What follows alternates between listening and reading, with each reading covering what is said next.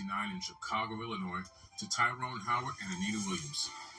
He came from a family of actors. His maternal great-grandmother, Minnie Gentry, was a stage actress, and his mother and uncles were actors as well. His father taught Terrence discipline at a very early age. His family struggled financially for many years before Terrence decided to move to New York to become an actor. At first, he enrolled as a student of chemical engineering at Pratt Institute in Brooklyn, New York. Dropping out after just 2 years, he began to make small appearances in television shows, including a part in The Cosby Show, starring Bill Cosby. Other roles during this time included a leading role in the television miniseries titled The Jacksons, An American Dream, and other programs such as Family Matters, Coach, and Picket Fences. Moving from television to film, Howard caught his big break with more prominent roles. The first of these was the 1995 film Mr. Holland's Opus and Dead Presidents, followed by Sunset Park in 1996. Psychopath over there on the bench. Science is my favorite subject, Mr. Bernstein. The Best Man in 1999.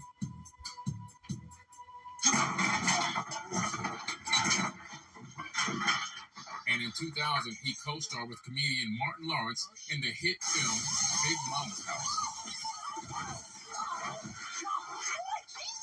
And in 2001, he starred with Jennifer Lopez in the film Angel Eyes. Other major roles followed, such as Hearts of War in 2002. We served our country, sir. Archer and Microboys in 2003. And Ray, featuring Jamie Foxx in 2004. You guys see watching out for me? Is that why you get paid double what I do? Who told you that? Well, it's true, ain't it? You and Marlene have been gaming me since I got here. Ray, baby, listen. I've got to listen to you. A self-taught musician, Howard plays both the piano and the guitar. You can see Terrence display his musical talents opposite Jamie Foxx in the breakout film Ray in 2004. A promising songwriter, Howard's lyrics were soon to be acquired by some of today's top and biggest artists. Howard's reputation as a respected actor was now confirmed, and he began to receive even more lucrative roles. In 2004, he co-starred with several of Hollywood's top stars, such as Sandra Bullock, Don Cheadle, Thandie Newton, Matt Dillon, and Ryan Phillip, Jennifer Esposito, Michael Pena, Brendan Fraser, Ludacris, in the film Crash. The film and the performance of the cast was critically acclaimed, and the cast won the Screen Actors Guild Award for Outstanding Performances by a Cast in a Motion Picture. And the Oscar goes to Crash. The film itself received 6 Academy Award nominations, of which it won 3, and numerous other awards and nominations. He followed up with Hustle and Flow in 2005, for which he was nominated for Oscar, Screen Actors Guild, and Golden Globe Awards. He also sang all of his own songs for the soundtrack of the film, and the song was It's Hard Out Here for a Pimp, which won the Academy Award for Best Original Song. Feel that. You know it's hard out here for a pimp. Howard also starred in the Marvel hit Iron Man alongside Robert Downey Jr. and Gwyneth Paltrow in 2008. Next time, baby. In 2008, Howard also made his Broadway debut in an African-American production of Cat on a Hot Tin Roof. He also released the first studio album titled Shine Through It, which is a mix of R&B and soul and pop. In 2011, he played the role of Nelson Mandela in the film Winnie. His life in prison.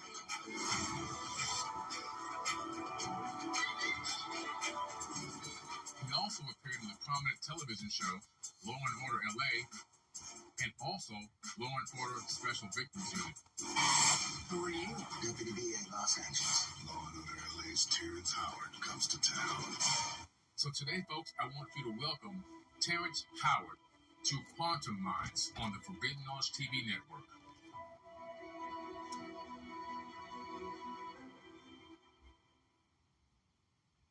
Okay, so Terrence, finally, man, we're sitting here in person. Welcome to the show. I think this is in person. Thank you for having me here. A lot better than Instagram cell phones. Yeah, that was not good. My backyard is not really cooperative. Yeah. But you know what? I appreciate you sticking it out for over an hour and a half with the mosquitoes in the heat. I mean, you kept moving around to get away from the bugs, and you came through, man. So I appreciate it. Yeah, well, that was hard because my wife, she was like, "What are you doing?" She's my manager. Yeah. So she always wants to run through the business side of it, and I was like, "This is outside of our business." Right. With what we're doing, Yeah, so I had to sneak to do that interview. Listen, man, I appreciate it. But you know what? With as crazy as it was with the connection and the bugs and everything else and the heat, the people got a lot of knowledge out of it. People really resonated with that. Yeah. They really seem to enjoy just the back and forth and the honesty. Yeah. You know, we both are coming from the same kind of place. I mean, I try everything I can to be a man of integrity. Yeah. You know, I only hang out with people that have integrity. Like I used to have friends before, and they would cheat on their wives. And I'm like, how can I be a friend with you? How can I expect you to have any fidelity with our friendship when you stood in a room in a church in front of your family and her family, all your ancestors from the past, and all that you will come to be, and you promise to do something, and then you break that, and you think I'm going to be a friend. No, we don't do that. We have the same mindset, brother, because, you know, I would meet people at different places where I knew there was going to be a lot of women business meetings. I would meet them like at the Ritz-Carlton on the patio on Fort Lauderdale Beach, and I'd be paying attention. Can they hold this conversation? Can we keep this conversation going? Can we work on what we're working on without your neck being broken in every direction, trying to catch every woman walking by in a bikini? And if they can't keep attention, if they're focused on the women more than the meeting, then I realize I can't do business with that person. Integrity and bad association, like the Bible says, spoils the most useful of habits. And it took me a long time to learn that. Yeah. But we have to clean our associations. We have to clean our mindsets and our goals. Yeah. You know, you can't make it to the promised land holding on to the hand of someone who's headed in the opposite direction. Correct. Everybody's not going to go with you. No. That's just a fact. And so speaking of that, I mean, were you ever into religion? And if so, how did that encourage you to explore science and invention? Well, my mother raised us as, you know, Baptist, Methodist, that whole Christendom aspect of it. We believed every part of that. My father, when he went to prison when I was 3, when he came back out, he was a Muslim. So he taught us Islam, and we became Muslims. You know, I have an Islamic name, Suleiman. Wow. And that desire to worship the one true God, that what he instilled in us. But there was something that happened when I'm like 13. There was a young brother named Yakub. You know, he used to wear his dashiki, was really cool with my dad, had this great skunk-like, musk-like cologne on, and he was a man of integrity. But then one day I come home and there's a bunch of my father's friends around, all Muslims, and they're all talking in the living room, and I asked what had happened, and they said that Yakub was in prison, was in jail, because he had apparently cut off some man's genitals who had urinated on the masjid. Okay. Now, I'm like, this is a child of God. Yeah. You know, I don't care what my son does. Right. I would much rather you come and tell me than don't mutilate my child out of thinking you're respecting me. Don't kill your brother in this way, even if he doesn't know that he's your brother yet. So I began to question that, and then I questioned the idea of equanimity and justice. You know, how can just God burn someone forever? This is going back to the Bible. Yeah. For something that they have done, if it was heinous, for 30, 40, 50, 60 years, there's no way I could burn my child that went wayward forever and torment them forever, calling myself a loving God. So then I had to look at the doctrine and where it was leading me to and what was the necessity of it. And you have to look behind the curtain. You have to ask the hard questions. And yeah, that had a lot to do with me looking for truth. And the Bible did say something that impressed me. It said that God was suspending the circle of the earth above nothing at all. And this is at a time when everyone considered the earth to be flat. Right. And you're going back now. Excuse me. That's okay. And I'm like, wow, he's suspending. How would they know that he's suspending the circle of the earth above? And then there was another point in Job, it says, where God was four angels are at the four corners of the earth holding back the winds. And I'm like, how does a circle have four? How does a sphere have four corners? You know, so that ignited a desire towards geometry and understanding it. And that's what the all shape ultimately was, those four corners, you know, that discovery. And all that came from Walter Russell and him speaking about the doubling sequence and the 1, the 2, the 4, the 8. How can just God? So, how did that encourage you to explore science and invention? Well, my father,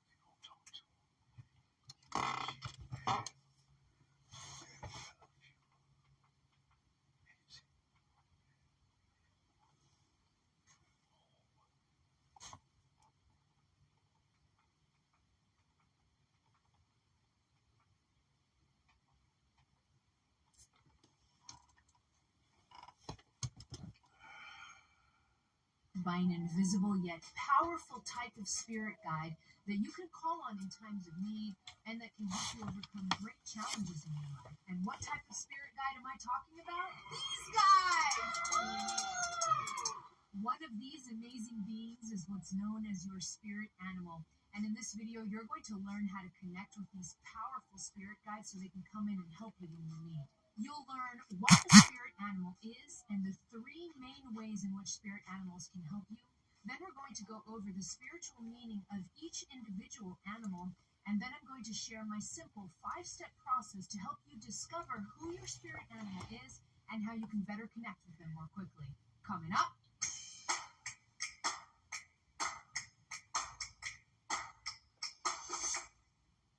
Hello, beautiful soul. This is Christina Lopes, the Heart Alchemist, here to help you open your heart, heal your past, and live with purpose. If you're new to my videos, click on that subscribe button and also on the bell so you get notified as soon as I publish new content. And don't forget to follow me over on Instagram, where I share weekly tips and advice that you won't find here on YouTube. And before we jump into the video, I wanted to remind you that there is a supplemental free workbook that accompanies this video.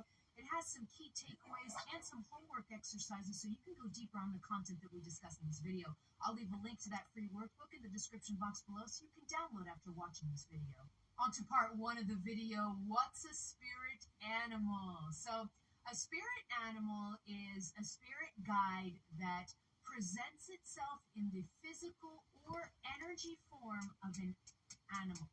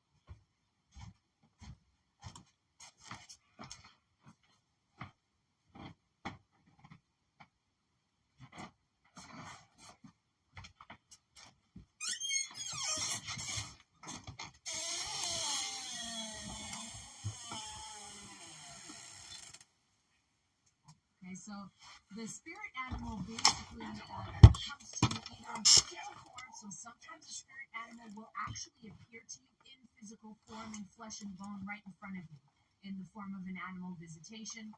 Sometimes, download after watching this video. On to part one of the video, what's a spirit animal? So a spirit animal is a spirit guide that presents itself in the physical or energy form of an animal. Okay, so the spirit animal basically comes to you either in physical form, so sometimes the spirit animal will actually appear to you in physical form, in flesh and bone, right in front of you, in the form of an animal visitation. Sometimes your spirit animal will actually come to you in energy form, meaning that it'll come to you in a non-physical way, maybe when you're doing a meditation, maybe when you're doing a ceremony, or just randomly, maybe in a dream. That can happen also. So these are the two ways in which that the spirit animal comes to you. It's a type of spirit guide, but in the form of an animal. Now, the spirit animal is beautiful because what ends up happening is that each spirit animal is imbued with different energies. They're very unique and they have very different energy signatures. And so when a different animal comes to you, you'll know immediately that you're calling in a different vibration, you're calling in a specific type of guidance, because each animal has its own unique vibration and unique energy signature that's very, very beautiful, but very unique to them.